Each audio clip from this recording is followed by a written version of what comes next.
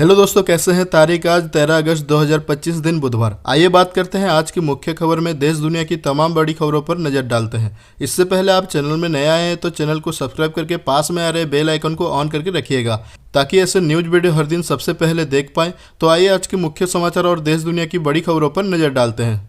आज की पहली खबर, प्रधानमंत्री नरेंद्र मोदी ने सोमवार को यूक्रेनी राष्ट्रपति व्लादिमीर ज़ेलेंस्की से बात की और रूस यूक्रेन संघर्ष के शांतिपूर्ण समाधान के लिए भारत के दृढ़ रुख की पुष्टि की। मोदी ने ज़ेलेंस्की से कहा, भारत शांति की शीघ्र बहाली के सभी प्रयासों का समर्थन करता है। दोनों नेताओं के बीच ये टेलीफोन पर बातचीत अमेरिकी राष्ट्रपति डोनाल्ड ट्रंप और उनके रूसी समकक्ष व्लादिमीर पुतिन के बीच अलास्का में प्रस्तावित शिखर सम्मेलन से ठीक 4 दिन पहले हुई है।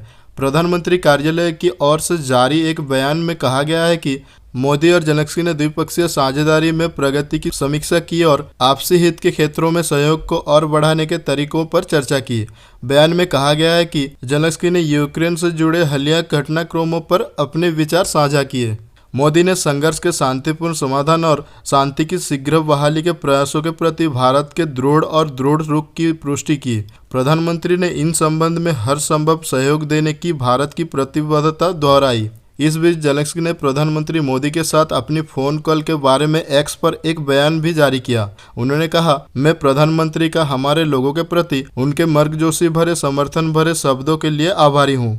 अगली खबर आ रही है, प्रधानमंत्री नरेंद्र मोदी 25 अगस्त को मध्य प्रदेश धार जिले के बदनावर में देश के पहले पीएम मित्र पार्क का भूमि पूजन करेंगे।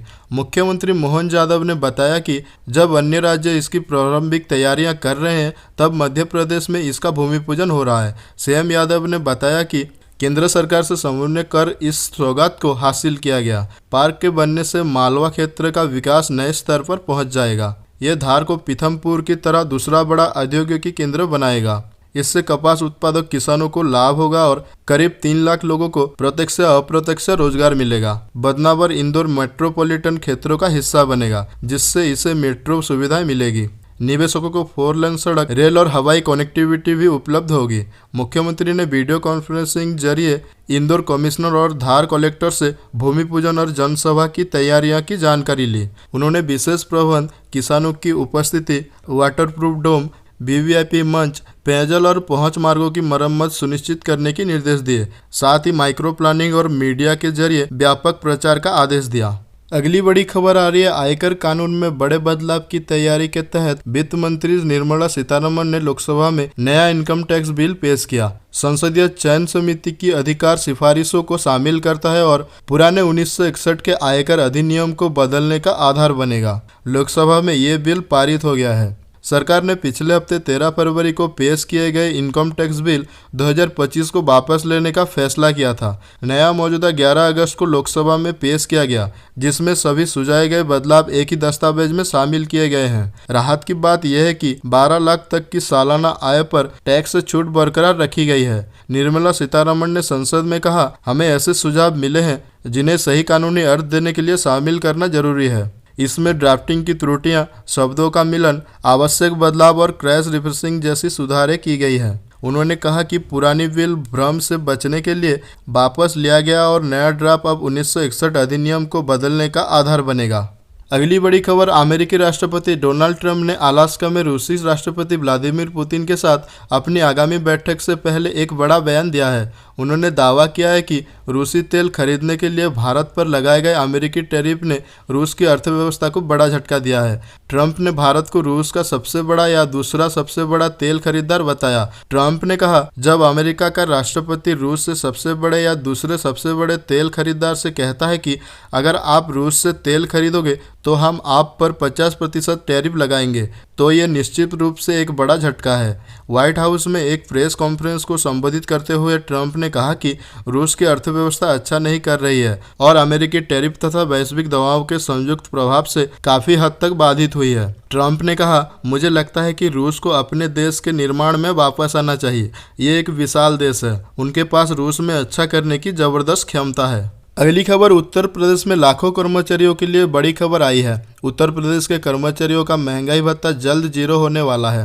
महंगाई भत्ते का गुणागणित भी बदलने वाला है। कर्मचारियों को इसके लिए तैयार रहना होगा। कर्मचारियों की सैलरी का अहम हिस्सा महंगाई भत्ता भी है। उत्तर प्रदेश के कर्मचारियों को फिलहाल 55% महंगाई भत्ता मिल रहा है। इससे पहले कर्मचारियों को 53% महंगाई भत्ता मिल रहा था और 2% महंगाई भत्ता बढ़ने की उम्मीद थी। इसी बीच कर्मचारियों के महंगाई भत्ते में जुलाई की बढ़ोतरी से पहले बड़ी खबर आ रही है। कर्मचारियों का महंगाई भत्ता 0 यानी शून्य हो जाएगा। उत्तर प्रदेश में कर्मचारियों के महंगाई भत्ते का गणित पूरी तरह से बदल जाएगा। इस गणित से लोगों को भविष्य में लाभ होगा। अभी जुलाई 2025 का महंगाई भत्ता तो पुराने गणित से ही तय किया जाएगा। दरअसल उत्तर प्रदेश में 8वें वेतन आयोग के चलते कर्मचारियों का महंगाई भत्ता शून्य 0 कर दिया जाना है।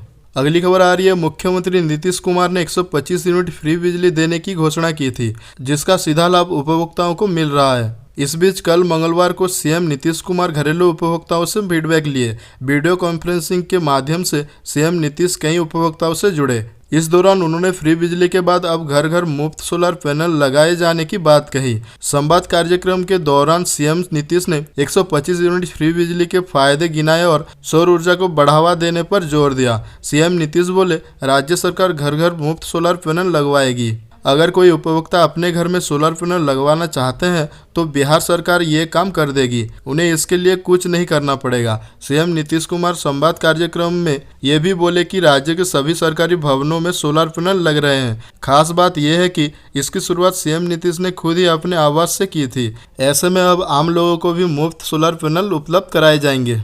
अगली खबर आ रही है, अमेरिकी राष्ट्रपति डोनाल्ड ट्रंप कभी भारत को टैरिफ किंग तो कभी डेड इकोनॉमी कहते हैं। वैसे भारत और अमेरिका के बीच आज के दौर में अच्छे रिश्ते हैं, खासकर कारोबार के मोर्चे पर। मौजूदा दौर में भारत अमेरिका का सबसे बड़ा कारोबारी पार्टनर है, लेकिन टैरिफ को लेकर ट्रंप लगातार भारत पर दबाव बना रहे हैं। भारत पर कुल 50% टैरिफ लगाने का ऐलान किया है, जिसमें 25% पेनल्टी के तौर पर लगाया गया है। ट्रंप का कहना है कि भारत रूस से ट्रेड क्यों करता है, खासकर तेल और हथियार खरीद को लेकर ट्रंप भारत पर निशाना साध रहे हैं। भारत का सबसे बड़ा ट्रेड पार्टनर संयुक्त राज्य अमेरिका है। वित्तीय वर्ष 2024-25 में भारत और अमेरिका के बीच कुल द्विपक्षीय व्यापार 131.84 बिलियन अमेरिकी डॉलर रहा। इस दौरान भारत ने अमेरिका को 86.51 बिलियन अमेरिकी डॉलर का निर्यात किया और 45.33 बिलियन अमेरिकी डॉलर का आयात किया। अगली खबर आ रही है, मानसून एक बार फिर पूरे जोर के साथ सक्रिय हो गया है। देश के कई हिस्सों में तेज बारिश का सिलसिला जारी है, जिसमें लोगों को गर्मी और उमस से राहत तो मिली है, लेकिन कई जगहों पर जलभराव और तेज हवाओं के कारण जनजीवन प्रभावित भी हो रही है। खासकर दिल्ली एनसीआर समेत उत्तर भारत के कई हिस्सों में पिछले कुछ दिनों से रुक रुक कर बारिश हो रही है और आने वाले दिनों में इसमें और तेजी आने की संभावना जताई जा रही है। दिल्ली एनसीआर में मौसम हुआ सुहावना, लेकिन बड़ी परेशानियां राजधानी दिल्ली, नोएडा और गाजियाबाद में बीती रात से बारिश का दौर जारी है। मंगलवार 12 अगस्त को भी कई इलाकों में मध्यम से हल्की बारिश देखने को मिली। मौसम विज्ञान विभाग के अनुसार दिल्ली एनसीआर में 16 अगस्त तक रुक रुक कर बारिश होती रहेगी। 13 से 15 अगस्त के बीच बारिश की रफ्तार तेज हो सकती है, जिसके साथ 35 से 40 किलोमीटर प्रति घंटे की रफ्तार से हवाएं चलने की भी संभावना है। बारिश के चलते तापमान में गिरावट दर्ज की गई है, जिससे मौसम सुहावना जरूर हो गया है, लेकिन शहर के कई इलाकों में जलभराव और ट्रैफिक जाम की समस्या भी सामने आई है। अगली खबर देखिए, तमिल गीतकार और कवि वीरामुत्तु ने भगवान राम पर बयान देकर विवाद खड़ा कर दिया है। उन्होंने प्राचीन तमिल कवि कंबर के लिखे रामायण के एक प्रसंग की व्याख्या करते हुए कहा कि सीता को खो देने के बाद भगवान राम अपना होश खो बैठे थे। वीरामुत्तु को कंबर के नाम पर कविचक्रवर्ती कंबार पुरस्कार दिया जा रहा था। इसी दौरान अपने भाषण में उन्होंने ये बातें कही। इंडिया टुडे की रिपोर्ट के मुताबिक कवि वीरामुत्तु ने कहा, बदनामी और निंदा लोकप्रियता के अवशेष के तौर पर साथ आते हैं। अगर प्रसिद्धि आती है तो बदनामी भी आती है। भगवान राम का जीवन भी ऐसा ही था, लेकिन कवि कंबर ही वो व्यक्ति हैं जिन्होंने भगवान राम के चरित्र से बदनामी को मिटा दिया था। वीरामुत्तु ने आगे कहा, राम ने छिपकर बाली का वध किया था, इससे उन्हें बड़ी बदनामी मिली थी, लेकिन कंबर ने राम के हिस्से आई इस बदनामी को मिटा दिया। अगली खबर देखिए, केंद्र सरकार ने नेशनल पेंशन सिस्टम के तहत आने वाले केंद्रीय कर्मचारियों के लिए पुरानी पेंशन योजना को बहाल करने का कोई प्रस्ताव विचाराधीन नहीं है। वित्त मंत्री निर्मला सीतारमण ने लोकसभा में कहा कि पुरानी पेंशन योजना सरकार के खजाने पर भारी पड़ रही थी, इसलिए एनपीएस लागू किया गया, जो 1 जनवरी 2004 या उसके बाद नौकरी शुरू करने वाले केंद्रीय कर्मचारियों के लिए है। एनपीएस में सुधार के लिए एक कमेटी बनाई गई थी, जिसके सुझावों के आधार पर यूनिफाइड पेंशन स्कीम शुरू की गई है। ये एनपीएस का एक विकल्प है जिसका मकसद रिटायरमेंट के बाद कर्मचारियों को तयशुदा पेंशन देना और योजना को वित्तीय रूप से टिकाऊ रखना है। यूपीएस में परिवार की परिभाषा को इस तरह डिजाइन किया गया है कि कर्मचारियों को गारंटीड पेंशन मिले और फंड की स्थिरता भी बनी रहे। अगली खबर देखिए, बिहार के गांव-गांव में अब जमीन की असलियत सामने लाने का सबसे बड़ा अभियान शुरू होने जा रहा है। भूमि सर्वेक्षण के दौरान मिले विवादों और अधूरी सूचनाओं ने राजस्व एवं भूमि सुधार विभाग की नींद उड़ा दी है। कहीं जमीन का कुल एरिया दर्ज है पर प्लाटवर चौहदी गायब, तो कहीं खाता खेसरा की एंट्री में गड़बड़ी। सबसे बड़ी परेशानी लाखों एकड़ ऐसी जमीन जो अभी पुरखों के नाम पर दर्ज है, जबकि वर्तमान पीढ़ी मौखिक बंटवारे के सहारे उस पर काम कर रही है। इसी राजस्व पहेली को सुलझाने के लिए 16 अगस्त से 20 सितंबर तक राजस्व महाअभियान चलेगा। ऊपर मुख्य सचिव दीपक कुमार सिंह के मुताबिक इस मुहिम से बंटवारे के झगड़े काफी हद तक खत्म होंगे और हर रिकॉर्ड अपडेट हो जाएगा। इस वक्त विभाग के पास 4.5 करोड़ जमाबंदी ऑनलाइन है, मगर उनमें भारी संख्या में असुविधाएं हैं। कंप्यूटरीकरण के दौरान गलत एंट्री, प्लाटवर डेटा की कमी और पुरानी जमाबंदियों में अधूरी जानकारी। बिहार के 45,000 रेवेन्यू विलेज में एक एक टीम बनाई जाएगी। टीम प्रिटेंड जमाबंदी लेकर घर घर जाएगी, जिसके नीचे खाली जगह होगी ताकि लोग तुरंत सुधार दर्ज कर सके। अगली बड़ी खबर देखिए, झारखंड सरकार की महत्वाकांक्षी मैया सम्मान योजना की लाभुक महिलाओं के चेहरे एक बार फिर खुशी से खिल उठे हैं। केवल 10 दिन बाद ही लाभुकों के खाते में एक और किस्त के रूप में 2500 रुपये आ गए हैं। राजधानी रांची की लाभुक महिलाओं के खाते में कल मंगलवार से योजना की राशि 2500 रुपये आने शुरू हो गए हैं। जल्दी सभी लाभुकों के खाते में योजना की राशि पहुंच जाएगी। मालूम हो, इससे पूर्व 31 जुलाई लाभुकों के खाते में योजना के तहत जून माह की राशि 2500 रुपये भेजे गए थे।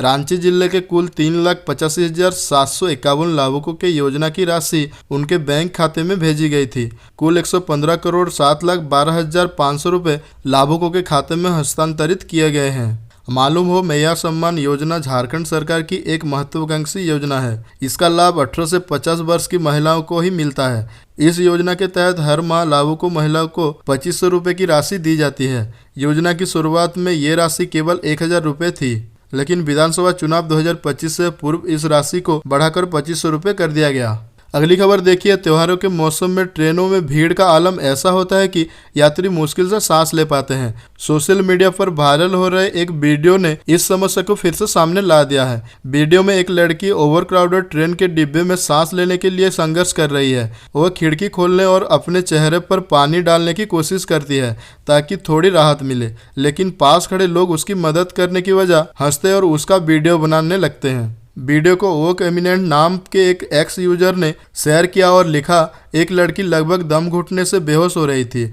भीड़ में फंसी थी, लेकिन लोग हंस रहे थे, इसे क्या कहेंगे। पोस्ट में रेलवे मंत्री अश्विनी वैष्णव और रेलवे मंत्रालय को टैग करते हुए त्योहारों के दौरान भीड़ प्रबंधन बेहतर करने की मांग की गई। सुझाव में बड़े स्टेशनों पर भीड़ नियंत्रित करने के लिए एंट्री रोकने और सीआरपीएफ जैसी सुरक्षा एजेंसियों की तैनाती की बात की गई है। अगली खबर देखिए, एक नई खबर सामने आई है जो न केवल कूटनीति है बल्कि एक सच से भी जुड़ी है, जिसे अमेरिका छुपाना चाहता है। लेकिन ईरान ने खुले मंच से भारत से खड़े होकर सबके सामने पूरी दुनिया को बता दिया। दिल्ली से भारत की जमीन पर ईरान की एम्बेसी का झंडा हवा में लहरा रहा है। अंदर ईरान के एम्बेसडर इलाही ने जो शब्द कहे वो वाशिंगटन के पावर कॉरिडोर में खलबली मचाने के लिए काफ़ी थे।